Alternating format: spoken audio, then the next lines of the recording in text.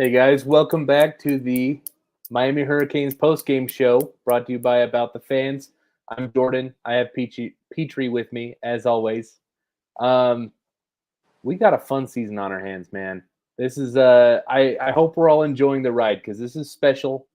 Um, we've been going over notes. I'm pumped to talk about this game. Uh, Canes win over USF 50-15. It's a 35-point win with a 15-point spread. Or 17-point spread. Petrie, what were your knee-jerk reactions to how this game went? Yeah, knee-jerk reactions. They got to start with the point spread. A lot of these sports books had us only winning by 17. They had us at minus 17. We end up smashing the spread by basically double. We won by 35. So knee-jerk reaction, you have to feel very good, not only covering the spread, but smashing the spread. That was very, very good.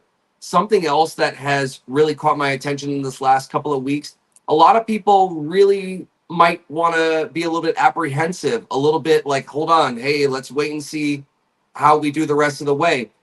But we are setting program records. We set a program record for yards last week against Ball State. And you sit there and you go, wow, the Miami Hurricanes have never had that many yards in a game ever. Forget about all the cupcakes. Forget about whatever you want to talk about in the history of the University of Miami. Never that many yards in history. Okay, perfect. This week as well, we're talking about USF. Everybody's thinking, oh, okay, in-state rival. Let's take it a little bit more seriously. Maybe they're going to be better than we expect. The talent level's not the same, but they're still going to be pretty good. It's an in-state rival. We have to take it seriously. And they go out there and just showed you that we were playing against a community college, basically. Yeah. So anybody can have their apprehensions and say, hey, let's slow down. But we are doing things that have never been done in the history of the University of Miami, which is obviously a very storied program.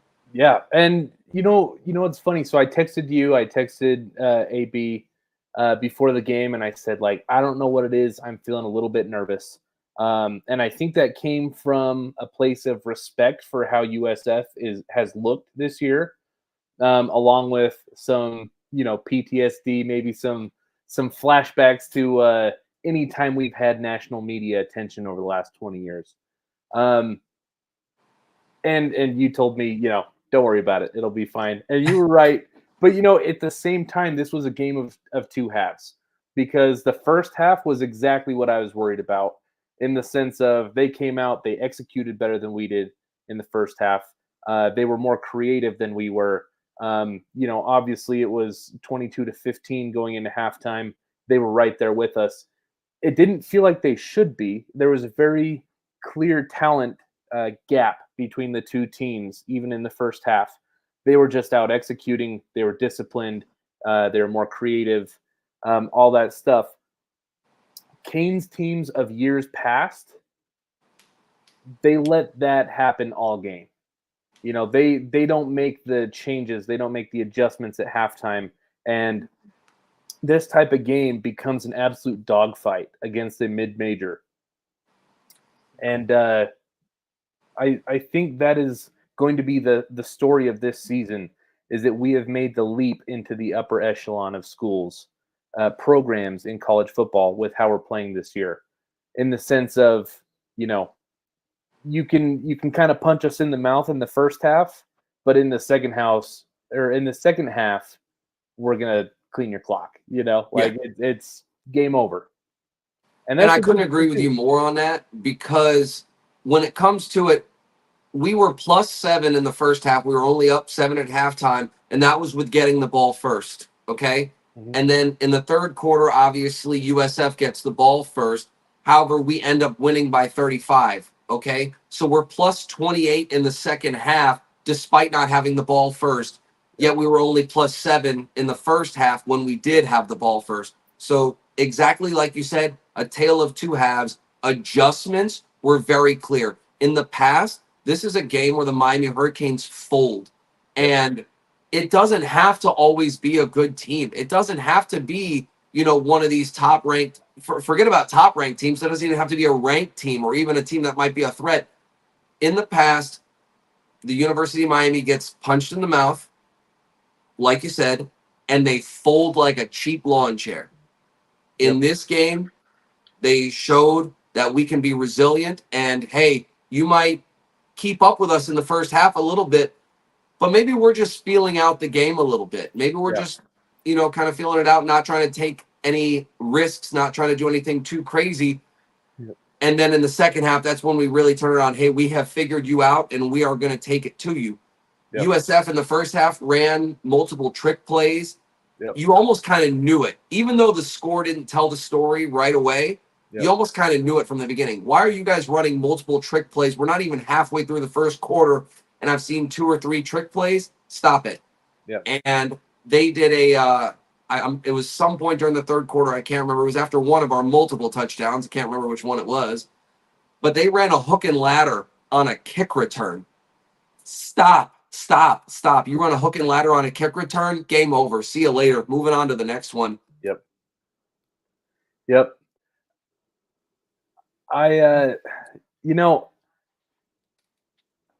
It reminded me, the way that USF played reminded me of where the Canes were for most of the last 15 years, in the sense of how many times did we play a good school, and we hung with them in the first half because, we had a lot of talent and we could kind of compete, like our starting lineup could compete with their starting lineup.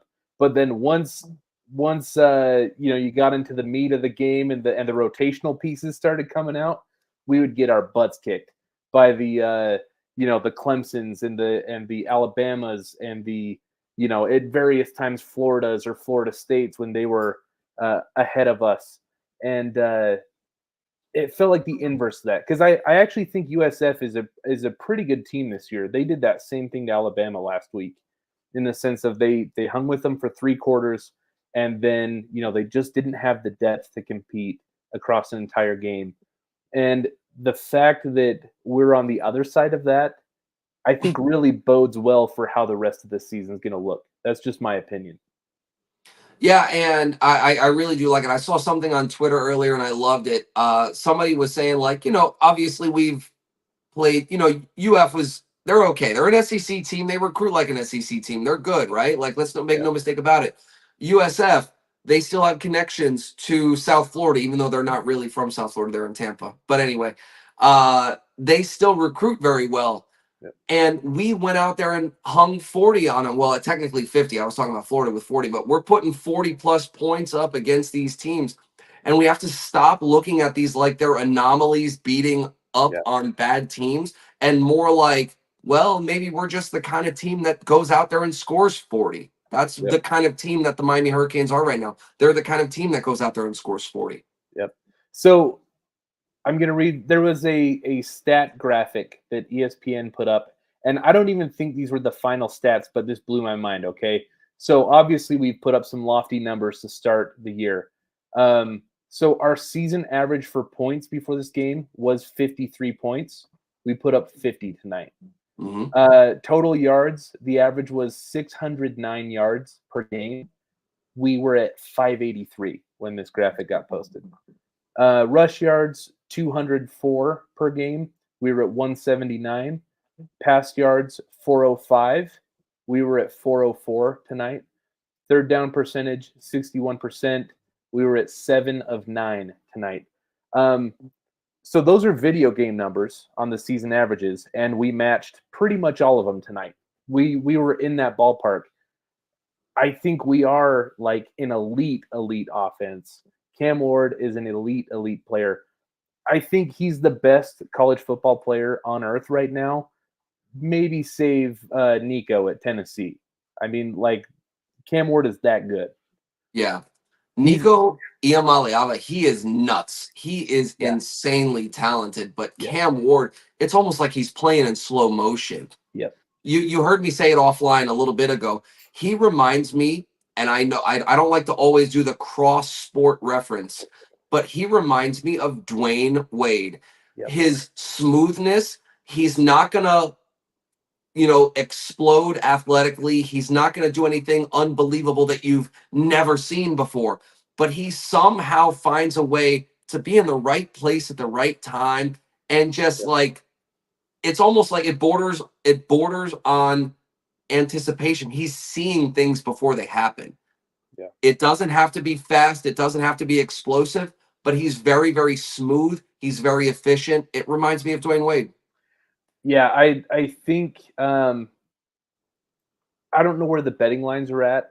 I've been seeing graphics and different Twitter accounts, just saying like content creators saying that Cam Ward is in the driver's seat for Heisman. That has to be at least somewhat accurate. At least the way the season is shaping up, it has to be Cam Ward and Nico Iamaleava. Is that how you say it? Yep. It has to be those two. I mean, those two are clearly the best two players in college football. But the fact that Cam is at that level is pretty amazing. Like I haven't watched a Canes player this good probably ever in my life. Yeah. I mean, I He can had a barely remember. moment. I He can had a barely moment remember during the watching. game. Sorry. Go ahead. Go ahead. I was just saying I can barely remember the 2001 team. I only watched a few games of that year. It was really like 2004 that I started getting into it, and it's like, I'm just not sure I've ever seen a guy with our logo on the side of his helmet that's just this good, this dynamic. He had a moment, and it was on the third Damian Martinez touchdown, unless I'm mistaken, where he was looking at every single player on the USF defense, and he was pointing to the gap that Martinez was going to hit. And he is making it a point. It's not like he did some like real quick, like, oh, hey, here we're gonna go here. All right, set hut. It wasn't a quick. Hey, we're going there. I'm telling you, we're going there. That's the gap. The gap right there. That's the gap we're going to. That gap right there. That's the gap we're going to. We're running right up that gap. That's the gap right there. And then we did it. And then he did. And then they did. Like, it's unreal. I don't mean to be too crude, but like the balls on this guy. Balls on this guy. Yeah. Unbelievable. Yeah. You don't want to, you can't say too much, but like I said, he has a Dwayne Wade level smoothness where it's bordering on anticipation. He's telling you where we're going to go with the ball. The defense almost probably thinks that they're screwing with him, or that he's screwing with them. I mean to say, there's no way they're running this right where he's pointing to. He's pointing on the field like, that's where we're going. Yeah, they're thinking there's no way he's going to do that. Yeah, and changing gears just a little bit, but same line of thinking. Credit to Mario and staff that it's not just Cam Ward who is a transcendent college football talent. Like our defensive line room, I tweeted about this during the game. I said something to the effect of like, I don't know what is the next level above all world, but that's our defensive line talent this year. Tyler Barron, Simeon Barrow, Akeem Mesidor. I mean, Ruben Bain has been hurt, and I was like, we're missing that guy, Ruben Bain. You might have heard of him. Well, that's the crazy thing is Tyler Barron's playing so good. Like, it remains to be seen if Bain's even our best D lineman this year, and he's going to be like a day one draft pick. Right. We're just so stacked on D line. It's unreal. Has to be arguably the best room in the country, best D line room in the country. And then you brought up Kiko Mauinoa as well, and the Saint. Yeah, I mean, you said it. Those guys are NFL players, and I agree. We got a lot of talent on this team, man. Yeah, and I think I said this in week 1 when we did the show. I called this Miami Hurricanes defense. I said they reminded me of the early 1970s Miami Dolphins, the no-name defense, where they didn't really have anybody who was an all-pro. They didn't really have anybody who was a Pro Bowler. They didn't have anybody who was going to be, top 3 or top 5 in sacks or picks. But they had a bunch of guys who just knew how to play defense. Yeah. This is kind of looking like the no-name defense, except for almost all of them got a name. They all have a name. They're all doing their thing, and it's a beautiful thing to see, because you can say, yeah, it's a no-name defense because everybody's contributing, so there's no one guy who's surpassing everybody else. But at the same time, you can go down the list and say, well, good Lord, Daryl Porter's locking up your best receiver. Maui Noah is controlling the entire rest of the defense. The Saints, has the capacity to spy a mobile quarterback. He can get running backs that slip out of the backfield. He can tackle tight ends. Like he's got it all. These players all have everything. So it's Yeah. not the no-name defense. It's that everybody's got a name. It's the all-name defense. Yeah. It's I mean, I've been doing Canes content for what, like 4 years now.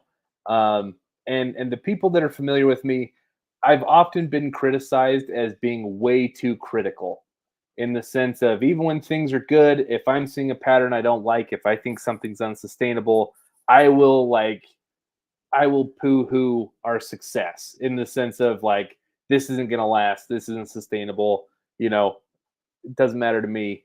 Um I can't really find anything to be upset about this year. Like, the way I see it, I legitimately think that we are a top 6 or 7 team in the country. We're elite, dude. We're a playoff team this year. As long as we can stay healthy, like we are one of the big dogs this season. And I'm actually really interested to see how we would stack up against Tennessee or Alabama or Ole Miss or Georgia, Ohio State. Not saying that we had beat any of those teams, but we are at that level. And I couldn't possibly agree with you more. Just like you said, I'm not guaranteeing a win, but it's not like years past where if by whatever circumstance we ended up on the same field, that I Mhm. would say we do not belong. Yeah. In this instance, I do feel that we belong. Going back to what you were saying about like how you have faced like criticism for being too critical, that's a mouthful. um the only thing that anybody can really point out, and I have a very very easy way of explaining it away, the only thing anybody has really, really been able to point out on a game to game basis has been that our running game is not supremely dominant. Yeah. But I look at the running game and I say, I don't think that they're looking at the running backs to hit home runs. They're not looking at the running backs to Yeah. break open 40, 45, 55 plus yard runs. They're not looking for the running backs to do that. They're looking for the running backs to be death by 1,000 paper cuts.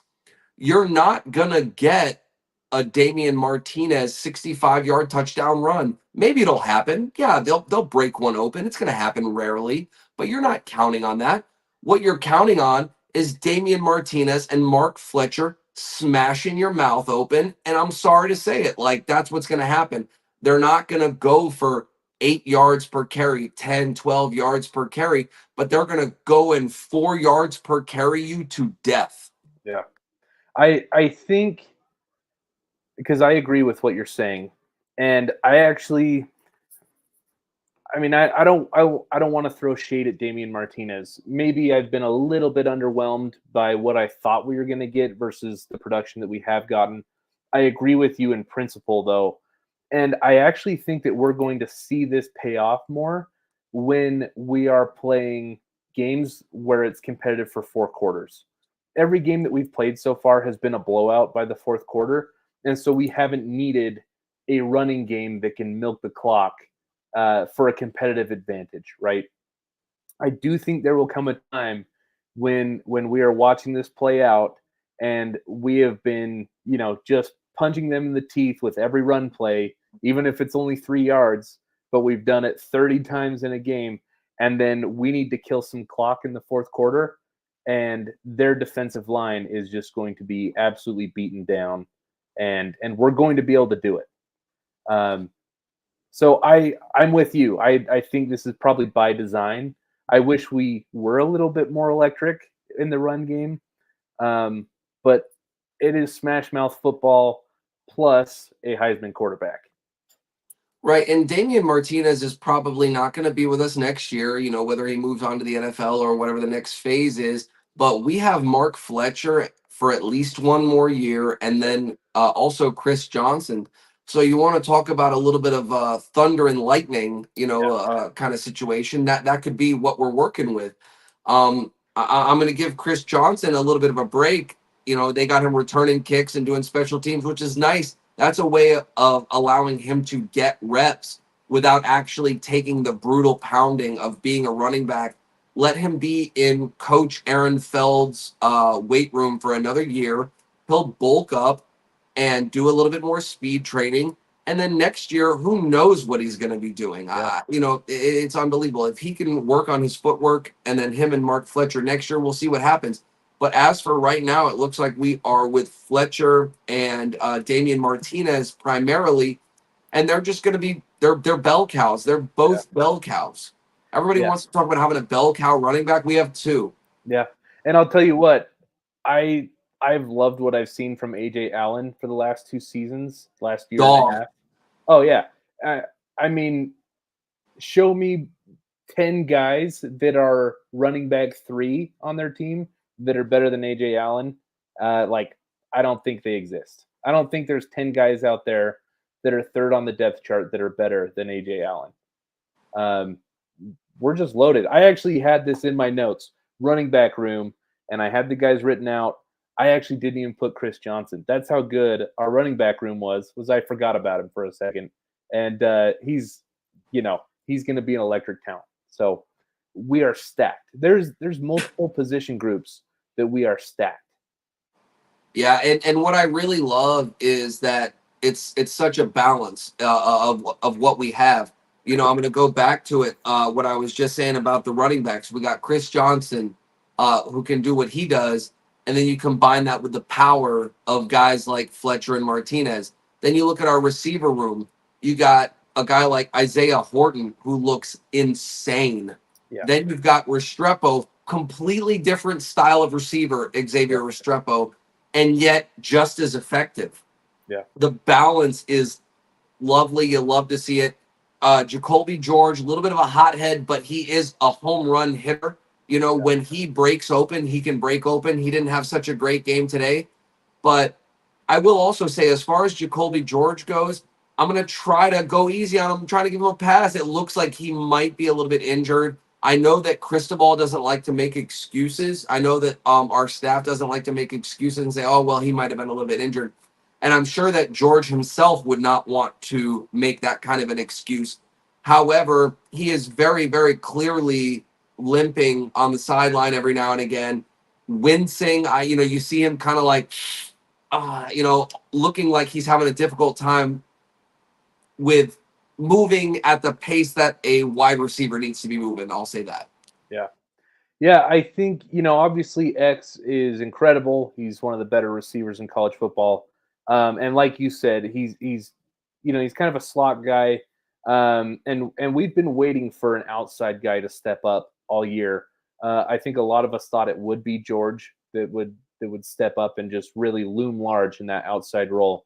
It looks like it's Isaiah Horton. He's had an amazing season, had an amazing game so far. And just I can't get enough of watching this kid because he's really good. Horton looks very good, and he actually had one. He had a touchdown. It was a pass interference, so we ended up scoring anyway on a Damian Martinez touchdown. So that was nice to clean it up. However, he did have one where the ball was on your hands, buddy. You got to catch that. I'm gonna let it go because he's only a second-year player, if I'm not mistaken. But man, that was right there too, and he had an opportunity to really almost kind of make this game his own. In a game where Damian Martinez, a running back, gets 2 touchdowns, possibly 3, depending on how the rest of the game would have unfolded. Yeah. But he had an opportunity to really put a stamp on this game.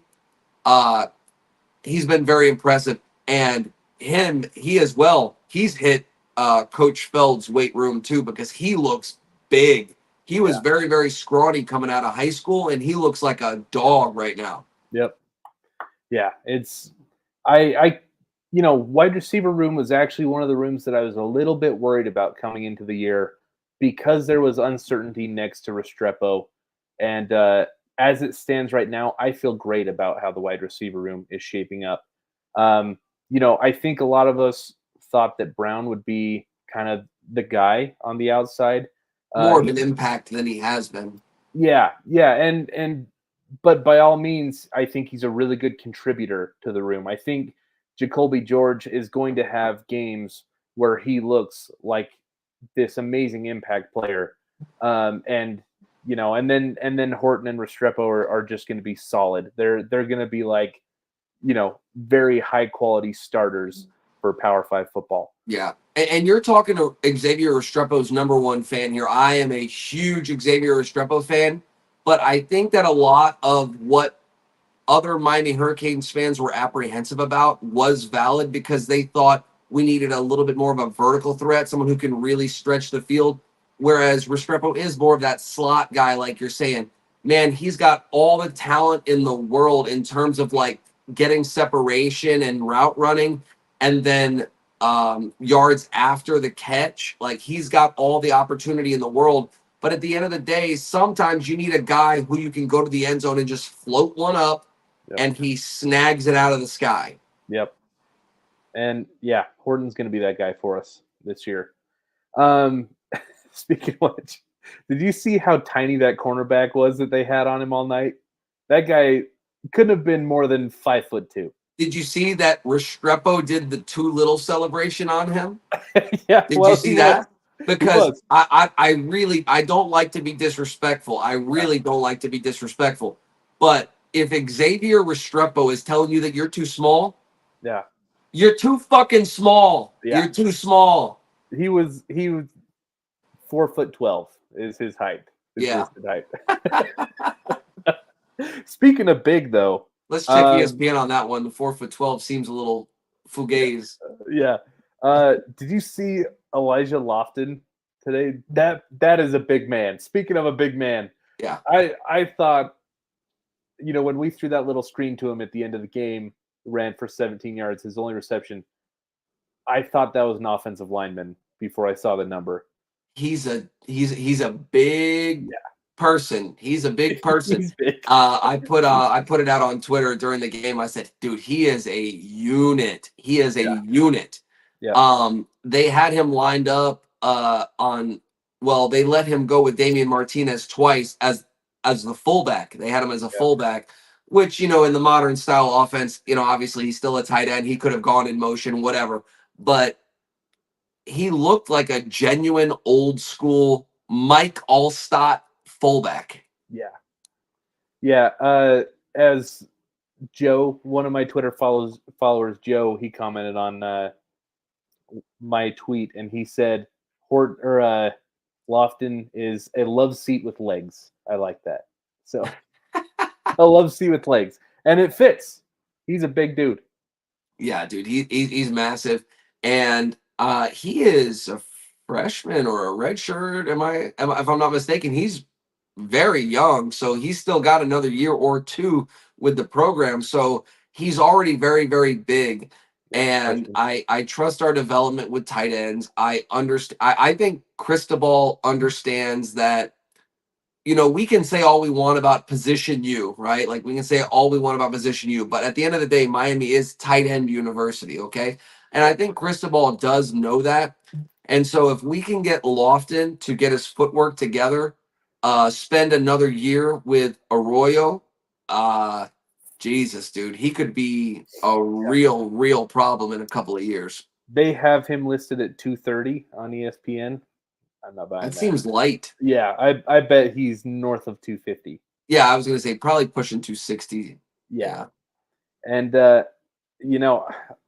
he's athletic for a big boy, though.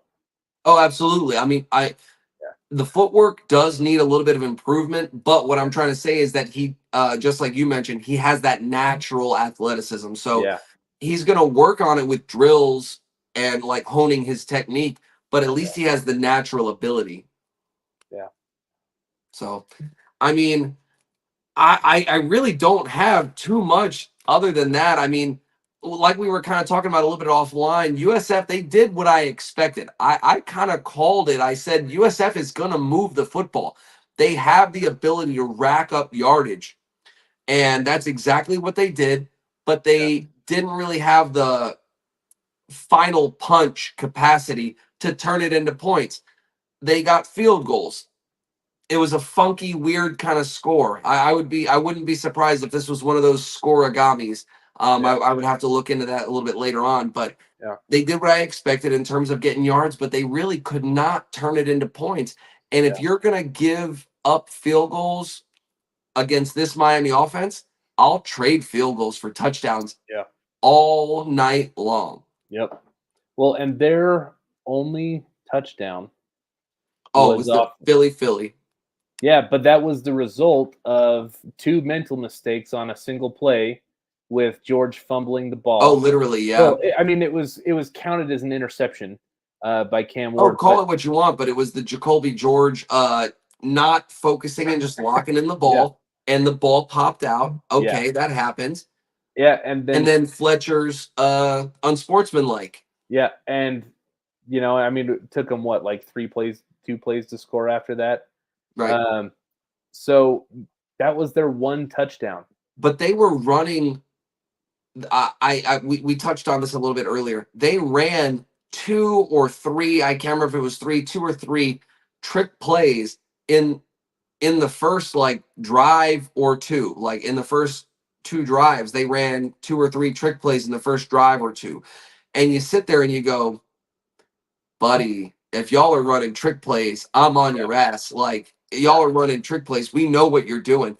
Yeah. They exposed themselves early, and I understand that they knew that they needed to try to get some points on the board. You're not going to hang with Miami the entire time, so you want to just have a puncher's chance in the end. Just keep close.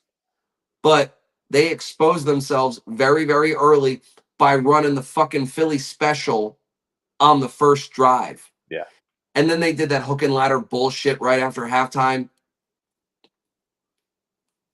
Well, they tried to do an onside kick right after that Philly special, and they almost got it. Should have been our ball. Yeah. Should have been our ball. That was the guy's foot was out of bounds. I know they said, it has to be incontrovertible evidence, and I totally understand the reason for that being the rule, but that was Miami Hurricanes football. That was the Miami Hurricanes ball at that point. Yeah. Yep, I agree. Well, next week, Friday night game, we have Virginia Tech. I mean, what are your? I'm not going to get too much into it, but Virginia Tech, they've been a rival for about 20 years now. So I'm just hoping to see us play focused. I feel okay. So, excuse me. You bring up a good point about the focus because we actually got smoked on penalties today again, and it really brings you back to 80s Miami Hurricanes football. Like, oh man, they had 10 penalties for 150 yards and they won the game by 30. I am really not concerned as far as I feel, we can only beat ourselves when it comes to teams like Virginia Tech. Absolutely. I'm only gonna be nervous when we play teams like you were saying a little bit earlier in the show, Ohio State, the Georgias.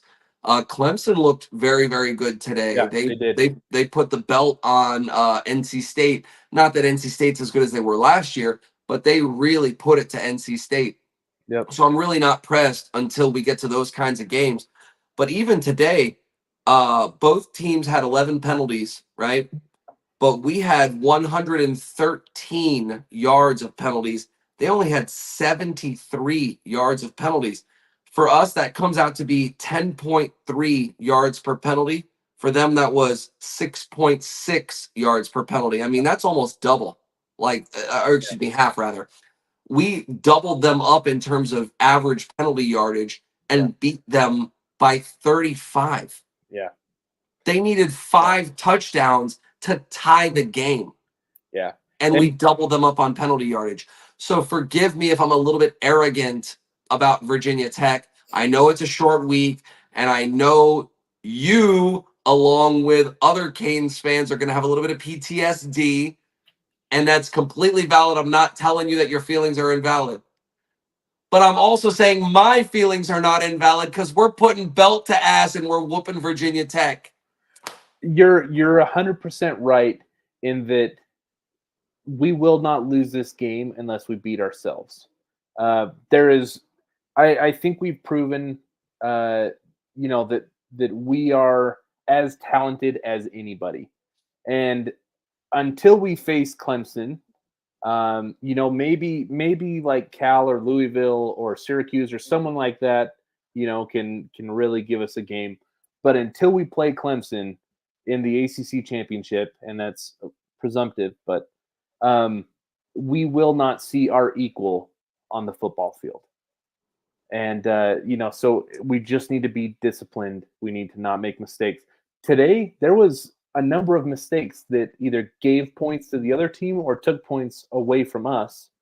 Even that blocked punt, I was pretty bugged about this, even though it's not a big deal. But the kid who blocked the punt or blocked the kick was running out in front of the ball carrier. And 11. I'm drawing a blank on his name. Alston. Alston, I think. Yeah, Alston. He's running out in front of the ball carrier, celebrating because he blocked the kick, which was awesome. He just turned around and made a block, 2 points. Yeah. And that's what Cristobal is going to get to. Yeah. And I hate to always go to Nick Saban, but he is the standard. He is the standard. Nick Saban, that's the kind of coach who would be losing his mind. Yeah. What are you doing with your hands up on that play? Throw the block. Let's get the 2 points and let's move forward. Yeah. What are you doing going all nuts and celebrating? Don't do that. Yeah. Well, and at that point in the game, we had just had the Jacoby George, here you go, play, Mark Fletcher penalty, Philly special. I mean, it was the very next play. Like this, momentum wasn't even there. Yeah, it was teetering on the brink of like, this is a circa 2014 give the game away Miami Hurricanes. Same old Kings. Yeah, like folding up like a cheap lawn chair, as you put it. We were in the process of doing that. Thankfully, this is just a much more disciplined, well-coached team than we've seen in the past. Yeah, and I kind of just want to put like a little bit of a ribbon on it. Everybody's gonna say bullshit like, oh, well, you beat USF, whoop-de-doo. You beat them, whoop-de-doo. You're supposed to beat USF. But guess who does that? Georgia. Guess who does that? Alabama. Guess who does that? Ohio State. Okay? So you can tell me the win means nothing, and I'll give a little bit of credence to that because it does matter. We have to play a real, like a ranked opponent. Let's see how it goes once conference games matter. Now that we're actually good and getting attention, and Cam Ward, not that I dislike this, but he's a gigantic dickhead. He is a huge dickhead, and I love it. Yeah. Teams are going to be wanting to knock your block off every single week. It is that team's Super Bowl, okay? Yep. But that's what happens when you're on that level. Clemson, when they were really rolling, as I just mentioned, Georgia, Bama, Ohio State, whatever. So anybody can, look at me and say, oh, well, you guys beat up on USF. That's what you're supposed to do. Exactly. That is what we're supposed to do. It's exactly what Ohio State would do. It's exactly what Bama would do. It's what Georgia would do. Yep. So miss me with the fact that it means nothing. It does mean something. I agree. And, we touched on it with the game of two halves, but, it is the big time programs, as you're saying, with 2 minutes left in the first half, the score was 14-15. USF was up. We scored 36 straight points. That's what you do. That's what the good schools do. Yeah.